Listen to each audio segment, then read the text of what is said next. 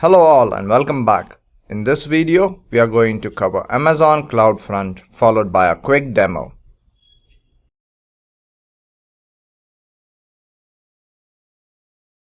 CloudFront is a fully managed, fast CDN service that speeds up the distribution of static, dynamic web or streaming content to end users. CloudFront delivers the content through a worldwide network of data centers called the edge locations. CloudFront securely delivers data, video, application, and APIs to consumers globally with low latency and high transfer speeds. CloudFront speeds up the distribution of the content by routing each user request to the edge location that can best serve the content, thus providing the lowest latency. CloudFront uses the AWS backbone network that dramatically reduces the number of network hops that users' requests must pass through and helps improve performance, provide lower latency, and high data transfer rate. CloudFront is a good choice for the distribution of frequently accessed static data that benefits from edge delivery, like popular website images, videos, media files, or even software downloads. CloudFront eliminates the expense and complexity of operating a network of cache servers. It also provides increased reliability and availability because it copies the objects in multiple edge locations around the world. CloudFront keeps persistent connections with the origin servers so that the files can be fetched from the origin servers as quickly as possible. CloudFront offers the most advanced security capabilities, including geo-restriction or geo-blocking, field-level encryption, and HTTPS support. CloudFront seamlessly integrates with AWS Shield, AWS Web Application Firewall or WAF, and Route 53 to protect against multiple types of attacks, including network and application layer DDoS attacks. CloudFront Edge locations or POPs or point of presence make sure that the popular content can be served as quickly as possible to the viewers.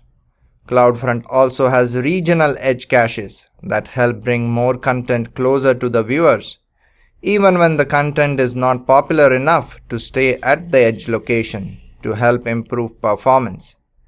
Regional edge caches are deployed globally closer to the viewers and are located between the origin servers and the edge locations. Regional edge caches support multiple edge locations and support a much larger cache size. Let's navigate to the CloudFront console. CloudFront, as we discussed, is a fully managed fast CDN service that speeds up the distribution of static, dynamic web or streaming content to the end users. We already have an S3 bucket configured for static website hosting, and we are going to use the same as the origin. Let's create our first CloudFront distribution. Let's configure the origin domain. Origin domain can be either an S3 bucket or a static website, elastic load balancer, API gateway, a media store container, or a media package channel. Let's select the S3 bucket configured for static website hosting for our origin. Origin access. On selection of the S3 bucket, origin access is enabled. You can limit access to your origin to only authenticated requests from CloudFront and not directly. AWS recommends using Origin Access Control (OAC) in favor of Origin Access Identity (OAI), as it provides more features, including support to S3 buckets in all AWS regions. We will have a separate demo for Origin Access Identity. It detects that the S3 bucket has a static website hosting enabled. If you plan to use this distribution as a website, then AWS recommends to use the S3 website endpoint. Let's use the website endpoint. Origin path can be used if you want CloudFront to always request content from a particular directory in the origin. CloudFront will then append the directory path to the origin domain name. We will leave it blank for now. Let's leave the name as is. You can add custom headers which CloudFront can include in all the requests that it sends to the origin. It can be used to enforce checks that the request to the origin has originated from CloudFront and has not been accessed directly. Let's leave it blank for now. CloudFront Origin Shield provides an additional layer in the CloudFront caching infrastructure that helps to minimize the origin's load, improve its availability, and reduce its operating cost. Origin Shield provides a centralized caching layer that helps increase the cache hit ratio to reduce the load on your origin. We don't need the Origin Shield for this demo. Let's navigate to the additional settings. You can configure additional settings like connection timeout, response timeout, retry count, and keep alive timeout. Let's keep them default for now. Let's configure the default cache behavior. Path patterns help define which path the cache behavior would apply to. The default star pattern is created. You can add multiple cache distribution patterns to take priority over the default path. Let's keep it default for now. CloudFront can be configured to automatically compress files of certain types and serve the compressed files when the viewer requests include accept encoding in the request header. With compressed content, the downloads are much more faster because the files are smaller as well as less expensive, as the cost of CloudFront data transfer is based on the total amount of data served. CloudFront can compress objects using gzip and Brotli compression formats. Let's keep it to default, yes. Viewer configuration helps configure viewer protocol policy, allowed HTTP methods, and restrict viewer access. Viewer protocol policy applies for requests from viewer to CloudFront and can be configured to define the allowed access protocol. It can be configured for HTTPS only, HTTP and HTTPS, or HTTP redirected to HTTPS. For the allowed HTTP methods, CloudFront supports get, head, options, put, post, patch, and delete. To get, add, update, delete objects, and to get the object headers. Remember, CloudFront only caches responses to get and head requests and optionally for options requests. It does not cache responses to put, post, patch, and delete request methods, and these requests are directed to the origin. With restrict viewer access, viewers must use CloudFront signed URLs or signed cookies to access your content. Let's go through the cache key and origin requests configuration. You can configure your cache policy to configure caching, compression settings, etc. You can configure cache policy using either the legacy cache settings using header keys, query string parameters, and cookies. AWS recommends the new cache policy and origin request to be used, where you can select from the managed cache key policies or create your own. Let's select the cache optimized recommended for S3 policy. You can also configure response header policies, which can be used to add security headers, allow cores, and other configuration. We will configure a cache policy in our upcoming demos. Let's check on additional settings. You can enable smooth streaming to use with Microsoft IIS. CloudFront supports field-level encryption, which adds an additional layer of security to protect specific data throughout system processing so that only certain applications can see it. Field-level encryption can be used to securely upload user-submitted sensitive information. The sensitive information provided by the clients is encrypted at the edge, closer to the user, and it remains encrypted throughout the entire application stack, ensuring that only applications that need the data and have the credentials to decrypt it are able to do so. CloudFront real-time logs help capture logs about the requests that the distribution receives and has it delivered within seconds of CloudFront receiving them. Real-time logs are delivered to the data stream of your choice in Kinesis data streams. Let's keep it to no for this demo. Let's go through the functions association. CloudFront helps write your own code to customize how CloudFront distributions process HTTP requests and response. And this code runs very close to the users to minimize latency and without having to manage your own servers or infrastructure.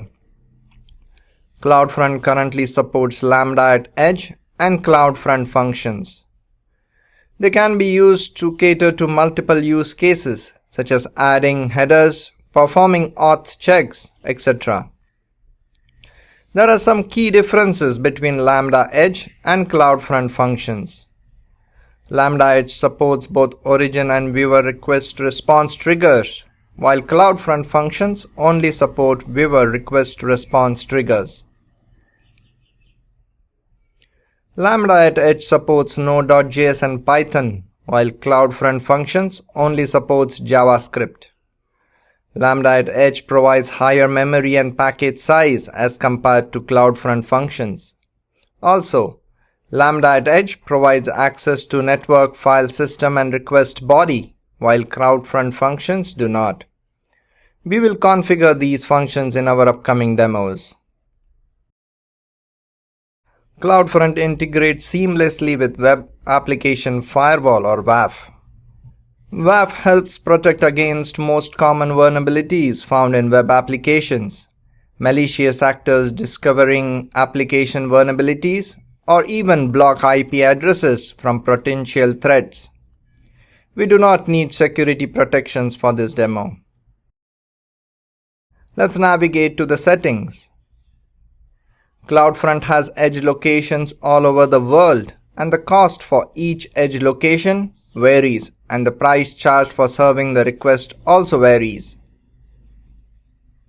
CloudFront edge locations are grouped into geographic regions, and the regions have been grouped into price classes. Price class are currently available either for all regions, only North America and Europe, or North America, Europe, Asia, Middle East and Africa. Price class can be selected to lower the cost, but this would come only at the expense of performance and higher latency, as CloudFront would serve requests only from the selected price class edge locations. Let's use the price class with all edge locations for the demo. You can configure alternate domain names as well. We don't need this for now. You can configure or associate custom certificates from AWS Certificate Manager or IAM certificates. As CloudFront is global, the certificate must be in the US East North Virginia region.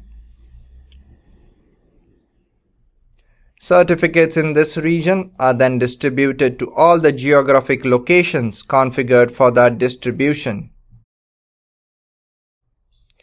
You can choose the supported HTTP versions. Let's keep it to HTTP 2 for now. You can configure default root object, standard login, IPv6 support as well. Let's keep them default for now, and let's keep the description blank.